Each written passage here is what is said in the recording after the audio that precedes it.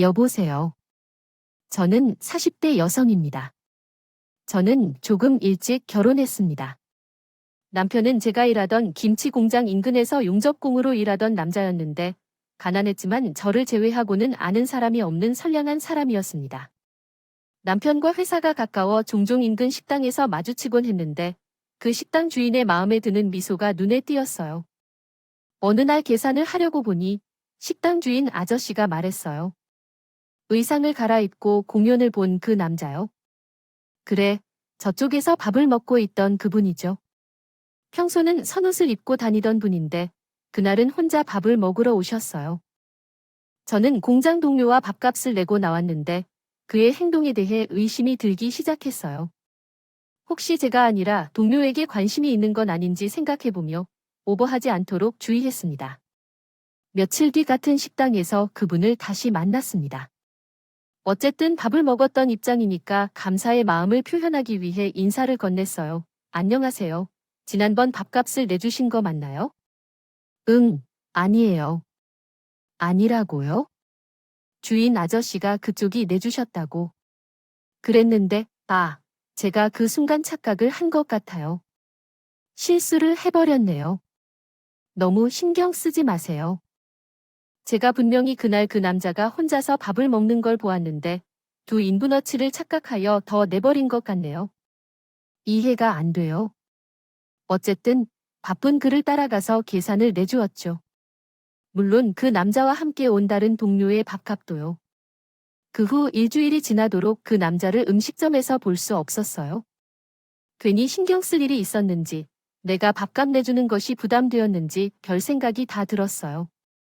그런데 어느 날, 식사를 마치고 나서 그 남자가 눈을 감은 채 음식점 밖에서 서 있었어요.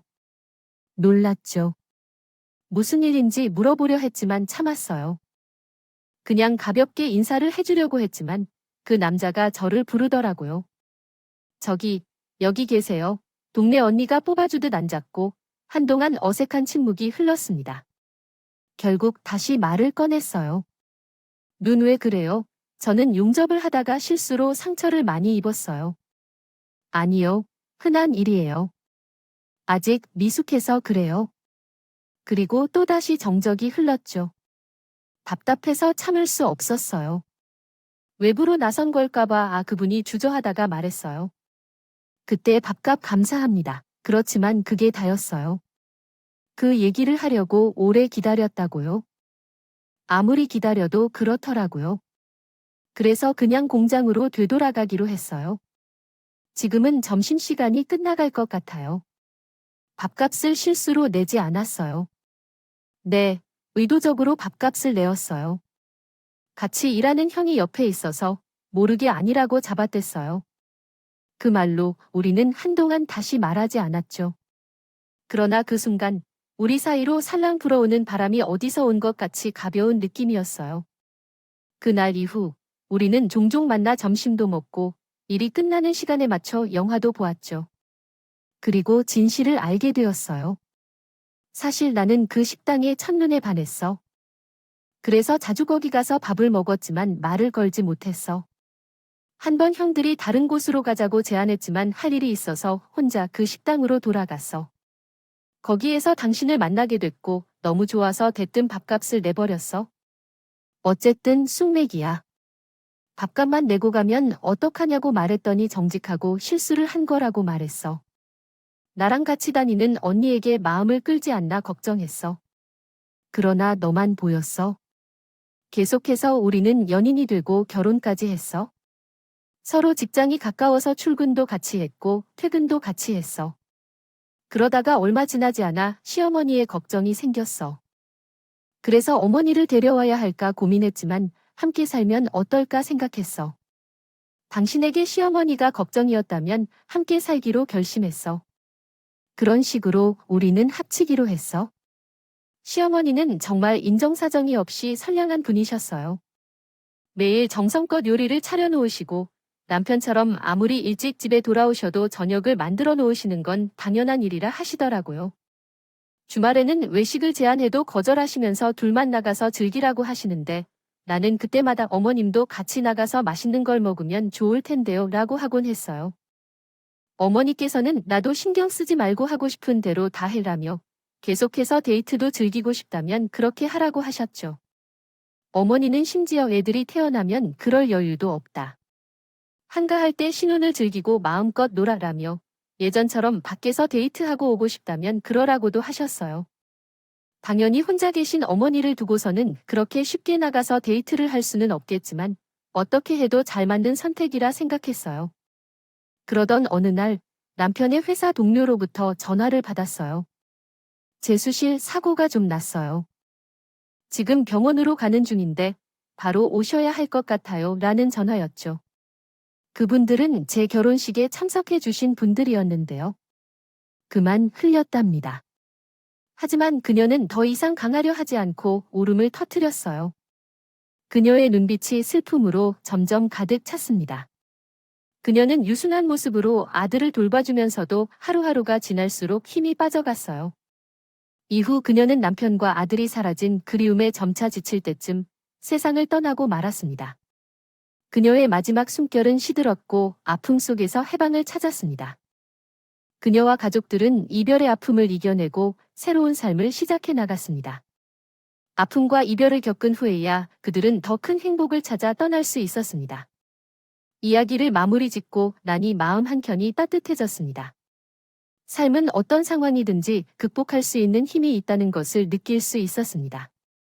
이야기의 끝에서 삶은 계속되고 그 속에서 뜻밖의 희망과 행복을 발견할 수 있다는 것을 깨달았습니다.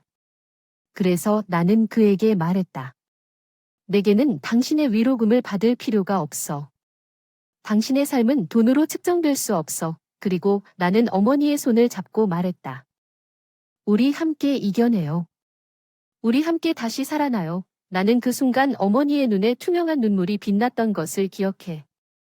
그 순간 우리는 함께 이기고 함께 다시 일어설 수 있음을 느꼈어. 함께였기에 가능했던 것이었지. 그리고 우리는 함께 나아갔어. 함께 새 출발을 했어. 함께 더욱 강해질 수 있을 거라고 믿었어. 함께였기에 우리는 나아갈 수 있었던 것이었지. 그 순간은 매우 힘들었습니다. 어떻게 해야 할지 분석하고 물어봐도 결국 다들 귀찮다고 자리를 떠나버리더라고요. 마침내 소송을 생각하게 되어 남편의 동료들을 찾아갔습니다. 변호사와 상담하고 돌아왔는데 남편 사고 지역에는 CCTV도 없는 곳이라 동료들의 증언이 필수적이라고 하더군요. 하지만 제가 사고당한 순간을 목격하지 않았기 때문에 문제가 되더라고요. 남편과 함께 식사를 한 결혼식에 참석한 동료들까지도 발뺌을 하고 있으니 얼마나 황당한지요.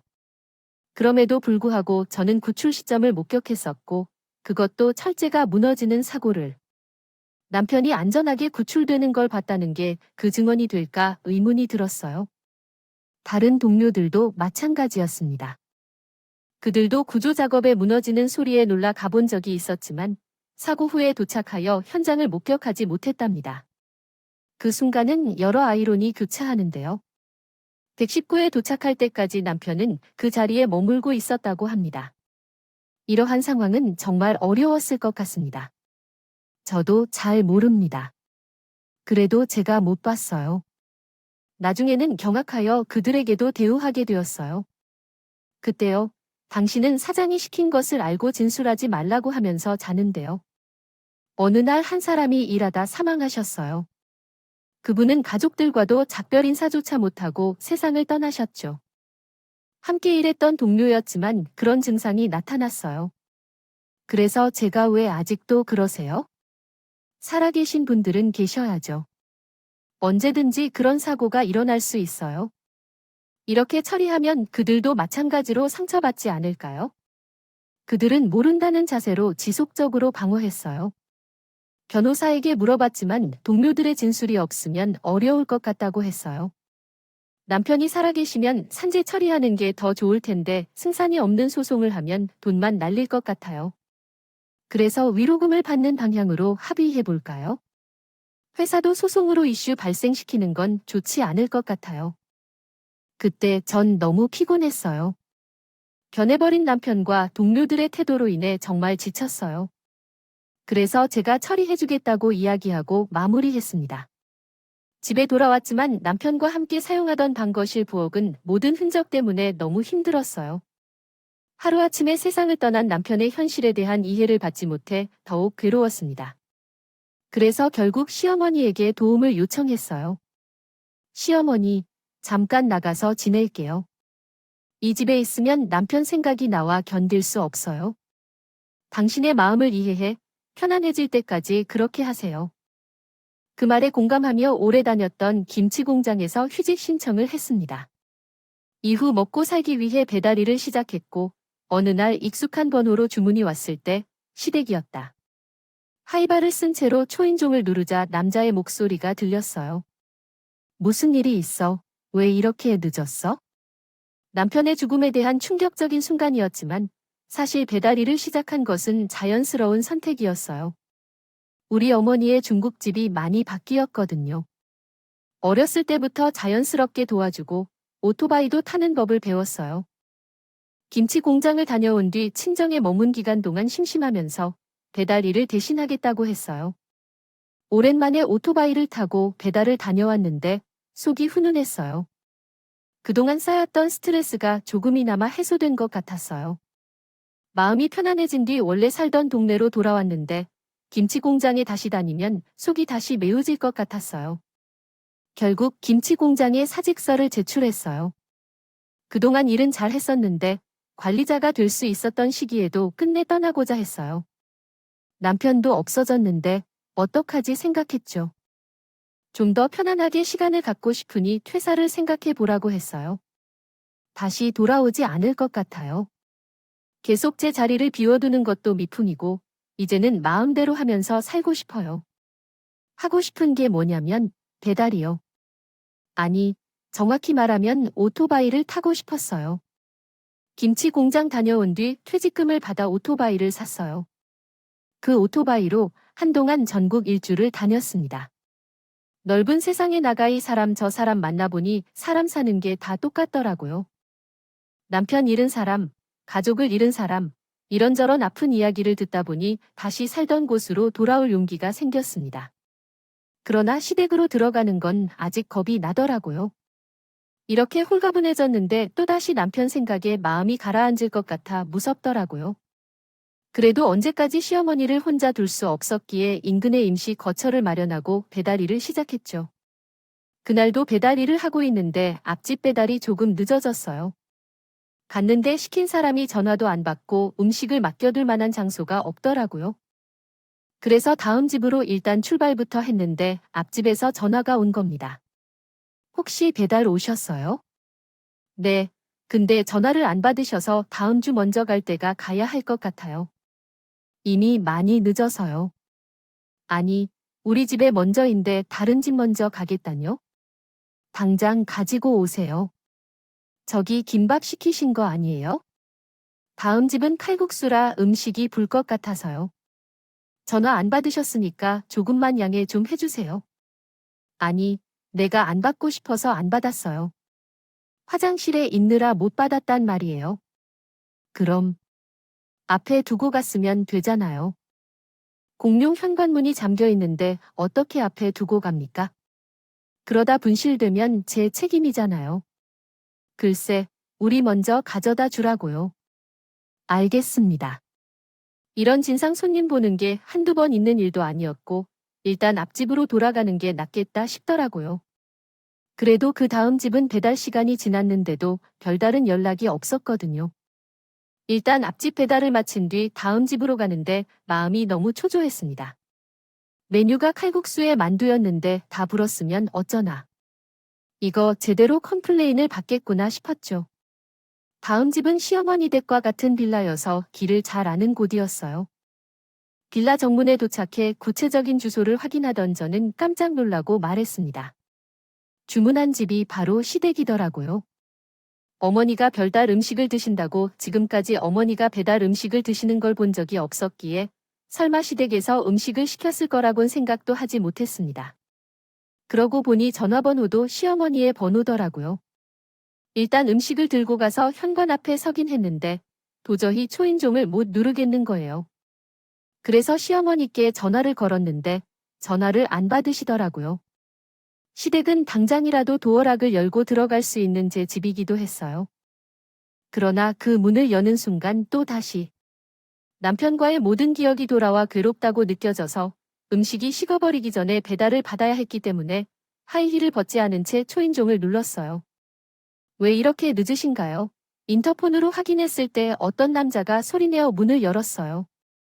조금 이상했죠. 시댁에는 낯선 남자가 있을 리 없었거든요. 사과합니다. 앞집 배달로 인한 혼란일 뿐이에요. 그러나 남자를 보자마자 가슴이 뛰고 말이 막혔어요. 환상을 보는 줄 알았어요. 너무 오랜만에 집으로 돌아온 남편이 문을 열어주는 꿈이었겠죠. 이거 꿈이겠죠. 당신이 제 꿈에 나타난 거예요. 그 여자와 어디서 만났어? 아, 저는 미혼이에요. 그러나 그가 남편과 똑같은 얼굴을 하고 미혼이라고 말하자 마음이 뒤틀렸어요. 당신이 어떻게 미혼이야? 나는 당신의 와이프인데.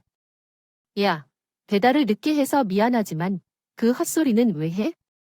그 남자가 배달이라는 말을 꺼내자 정신이 번쩍 들었어요.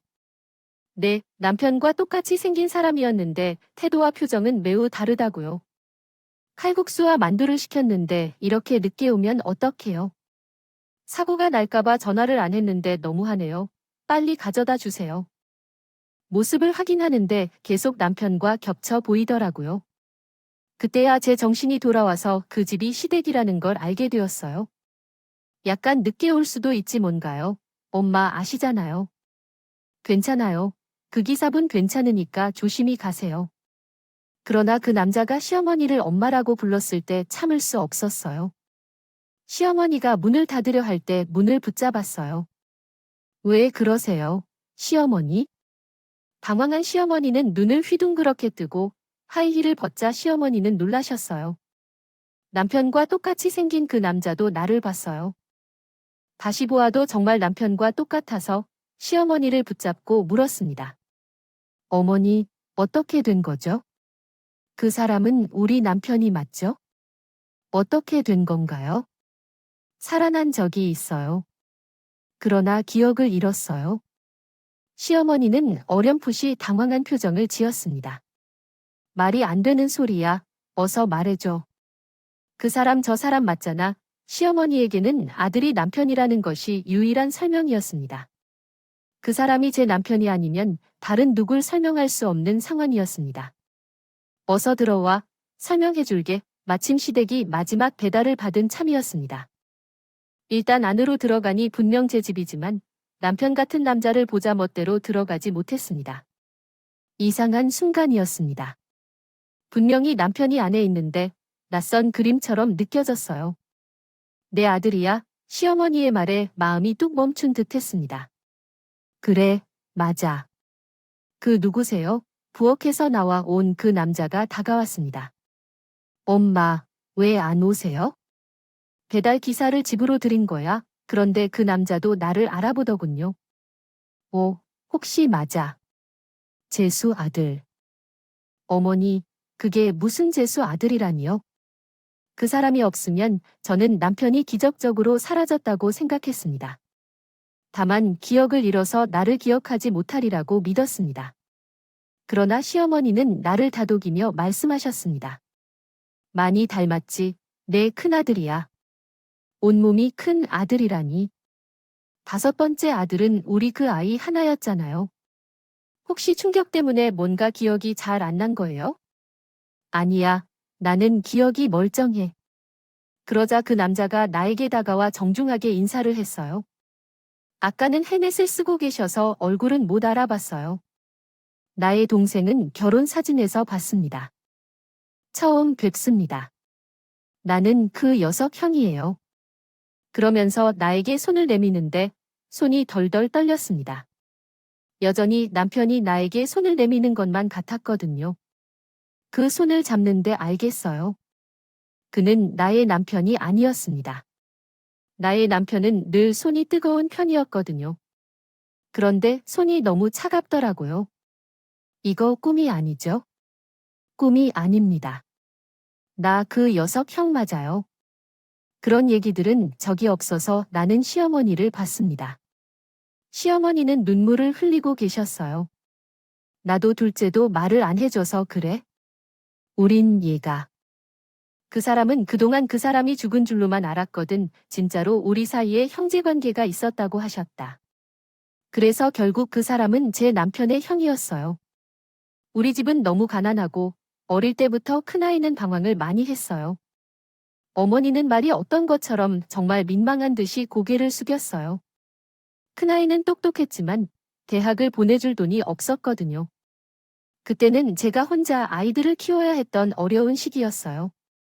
아이가 대학에 가고 싶다고 했을 때 제가 매정하게 대답했어요.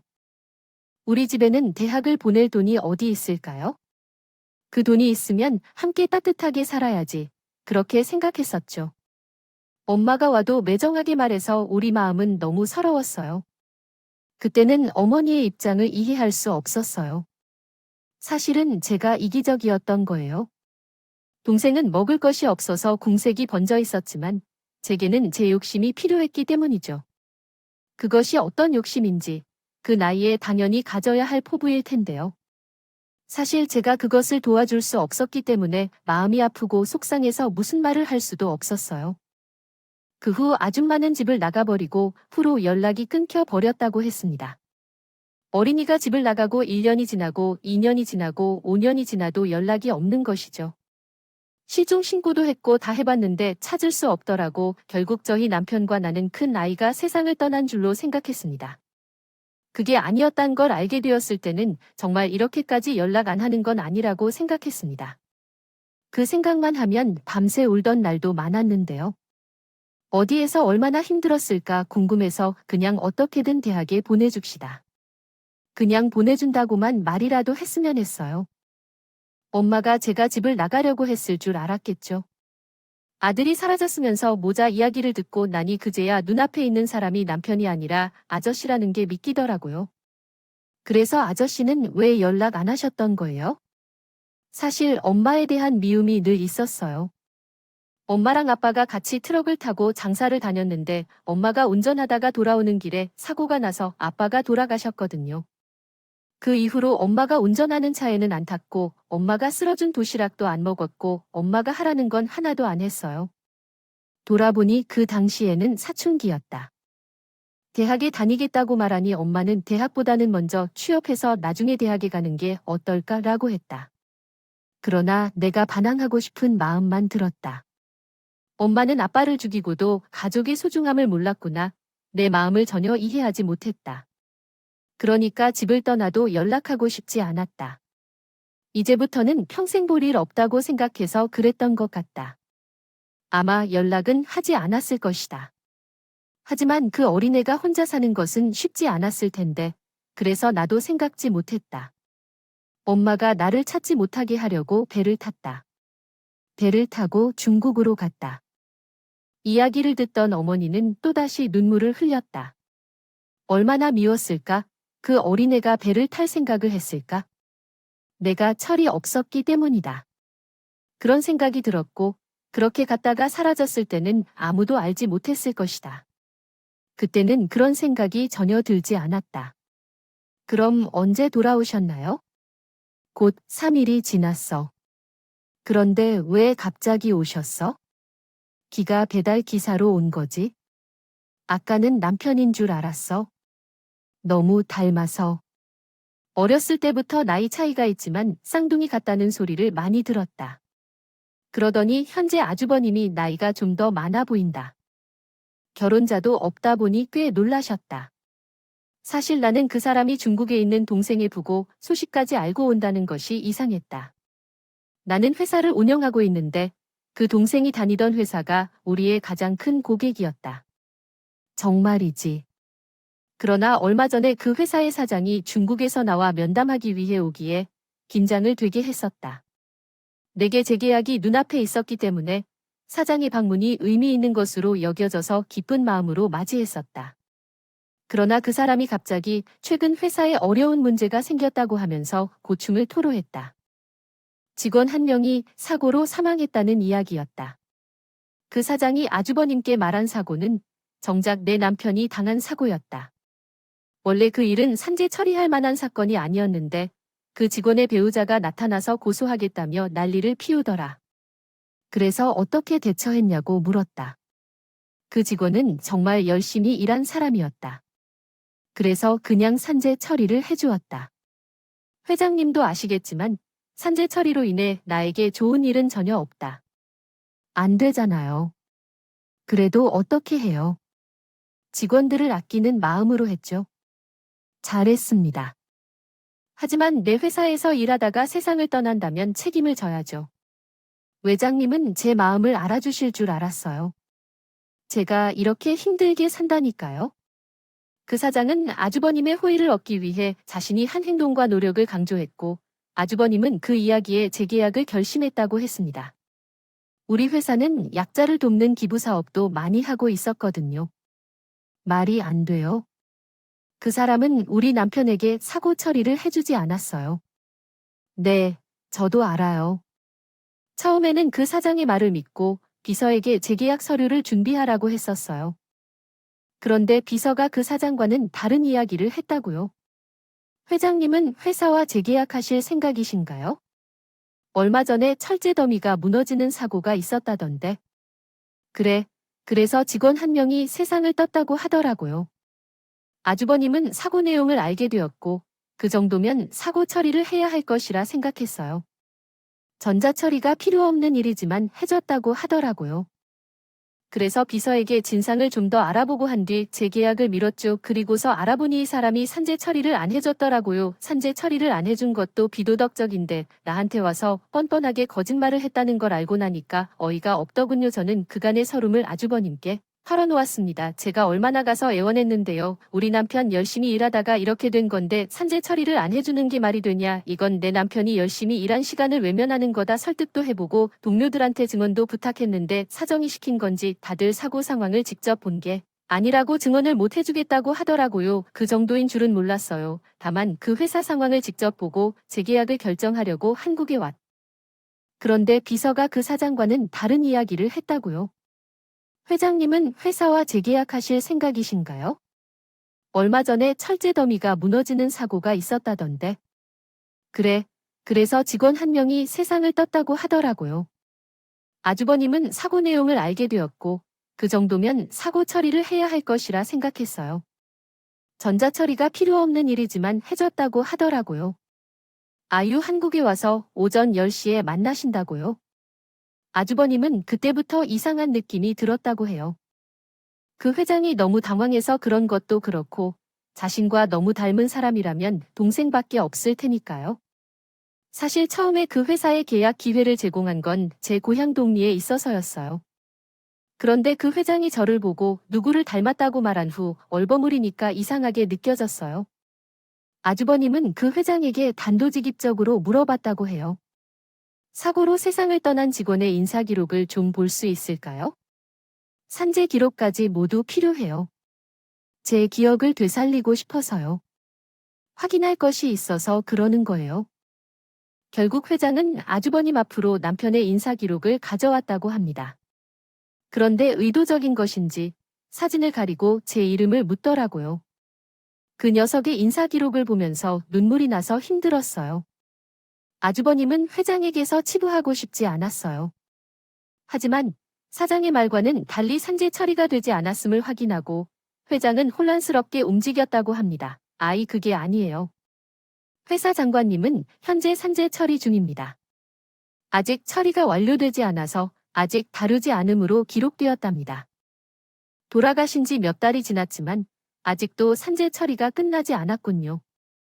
회사가 승인을 하지 않은 거 아닌가요? 아유 그러니까요. 제가 하라고 했는데 담당자가 실수로 누락을 했다지 뭡니까? 저도 회장님 덕분에 오늘에서야 알았어요. 제가 서둘러 처리를 하려고요. 그럼 지금 하시죠. 제가 보는 앞에서 그게 시간이 좀 지나서 절차를 처음부터 다시 밟아야 해서요. 그럼 처리되면 연락하세요. 재계약은 그때 다시 논의하죠. 계속 눈물이 날 것 같아서 아주버님은 서둘러 자리를 떠났다고 했습니다. 그 인간 애초부터 할 생각 없었어요. 저도 압니다. 그런데도 재계약 기회를 주시는 거예요? 아니요. 이미 늦었죠. 내 아주버님은 저를 보며 의미심장한 미소를 지어 보였습니다. 재수씨, 제가 그 녀석을 다시 살릴 순 없어도 재수씨 힘들었던 건 다 풀어드릴게요. 저는 그때까지만 해도 아주버님이 중국에 있는 회사의 주인이라는 것 정도는 인지했지만 그 회사가 얼마나 큰지는 체감하지 못하고 있었어요. 그냥 제 맘을 알아주시는 것만으로도 고마웠고 적어도 그 회사랑 재계약은 안 하시겠구나 싶어 속이 좀 풀리는 것 같았습니다. 어쨌든 그 일로 그 회사도 큰 고객을 놓쳤으니 손해가 클 거 아니에요.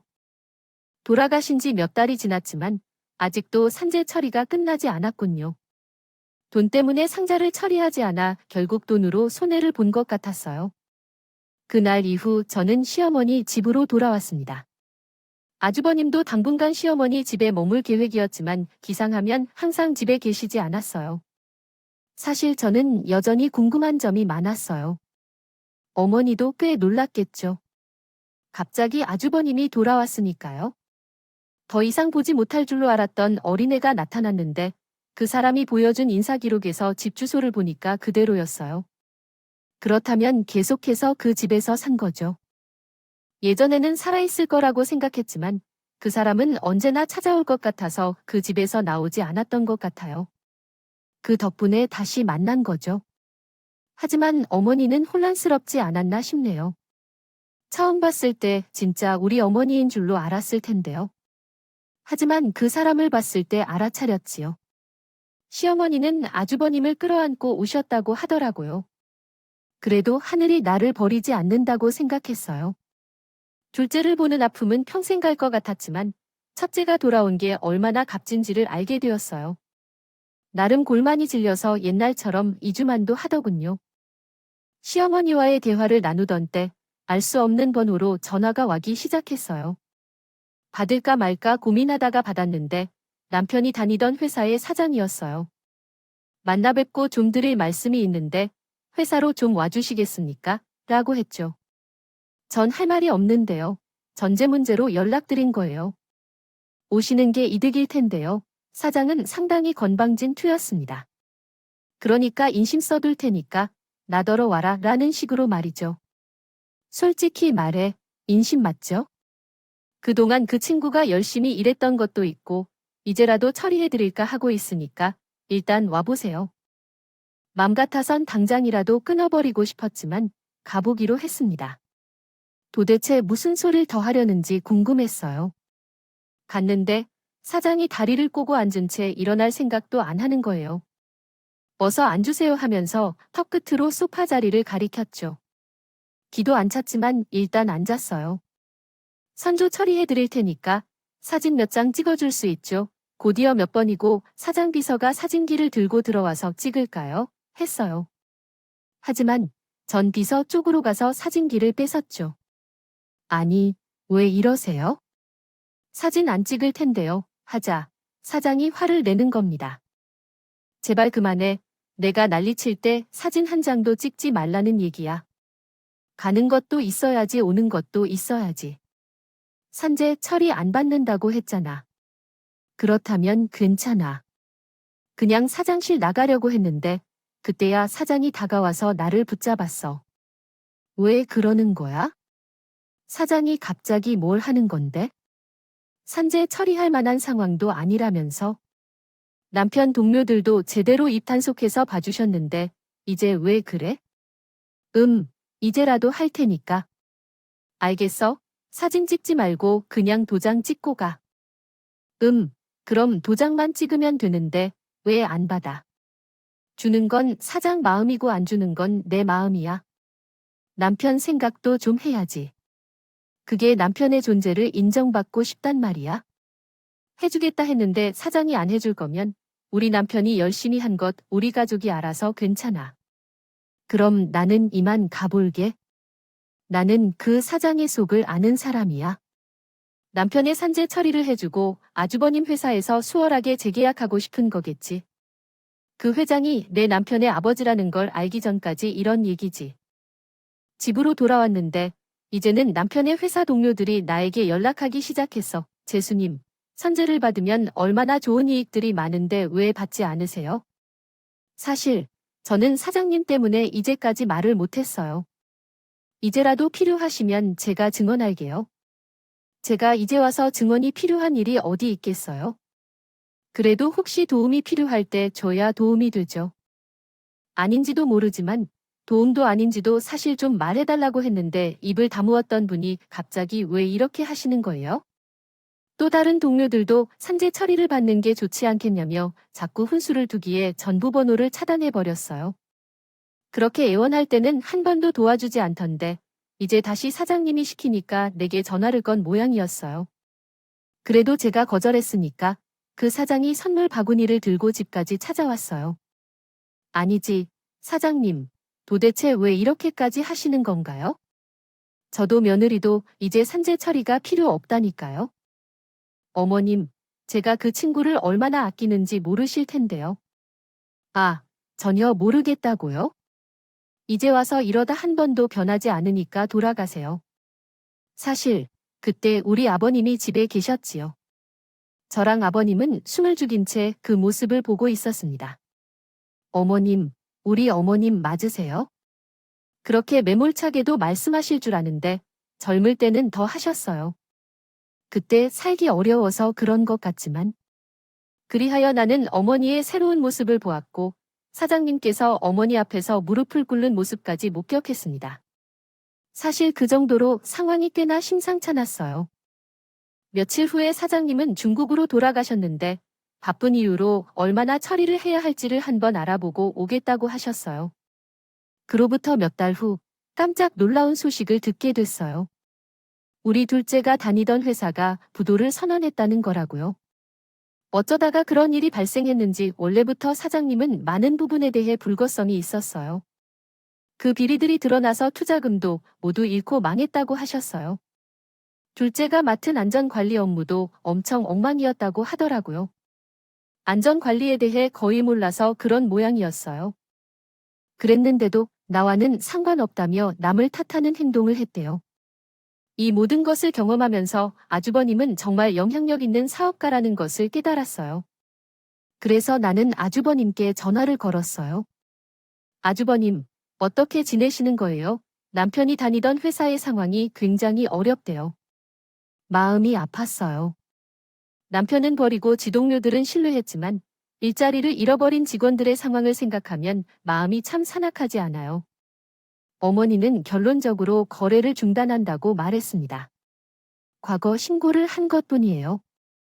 그 사장이 회사를 건실하게 운영했다면 망하기까지 할 이유 없어요. 조금 힘들어도 다른 거래처를 찾아 운영했을 거예요. 그 사람이 그렇게 못됐을 리 없죠. 동생 때문에 부도덕한 거래처를 찾아 거래를 끊었어요. 재계약을 했으면 더 좋았을 텐데요. 직원들이 체납하는 것을 발견했어요. 그 회사를 인수해서 운영할 계획이에요. 전 직원들도 다시 일할 수 있을 거예요. 내가 아는 회장님께 부탁할게요. 드렸더니 흔쾌히 인수하시겠다고 하시더라고요. 그렇게 남편의 회사 사장은 악독한 행동에 대한 대가를 친 후 회사를 완전히 떠나게 되었습니다. 그 일이 없었다면 어쩌면 아주버님은 더 오랜 시간 동안 가족에게 돌아오지 않을 수도 있겠죠. 사실 늘 돌아오고 싶었어요. 다만 떠나 있는 시간이 길어지니까 용기가 나지 않았어요.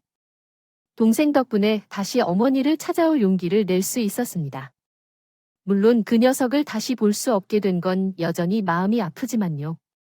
조금만 더 일찍 올 거라는 생각을 지울 수가 없어요. 남편의 억울함을 다 푼 후에도 아주버님은 여전히 후회가 남는다고 했습니다. 아주버님은 주어진 환경에서 최선을 다해 살아오셨고 저희 남편도 그랬어요. 그렇지만 두 번 다시는 이렇게 가족의 부고를 듣고 싶진 않아요. 그래서 말인데 재수 씨 어머니랑 같이 제가 사는 곳으로 가는 건 어때요? 갑작스러운 제회라 저는 좀 당황했습니다.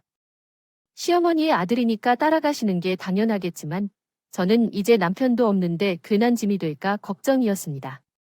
아주버님, 저는 괜찮아요. 어머니만 잘 부탁드립니다. 얼마나 다행인지 모르겠어요. 남편이 떠나고 어머니에게는 자식 하나도 없는데요. 그래서 나도 마음이 평화로워졌어. 그래서 결혼하자고 했어. 내 생애를 함께하고 싶었어. 재수 씨도 같이 내 가족이니까 함께 모든 일을 할 수 있고 편안하게 즐겨줘. 나는 모두 다 할 테니까. 결국 나는 어머니를 따라 아주버님을 따르기로 결정했어. 많이 고민했지만 그때는 어머니와 아주버님 둘 다 나의 가족이었기 때문에 따로 살 수는 없겠다고 생각했어. 그리고 시간이 많이 흘렀어. 요즘에도 종종 가족끼리 얘기하곤 해. 남편이 우리 가족을 다시 이어준다고 말해. 그래서 앞으로 서로 의지하며 더 행복하게 사는 게 목표야. 함께 할 수 있는 가족이 곁에 있어서 감사하면서 함께 보내자.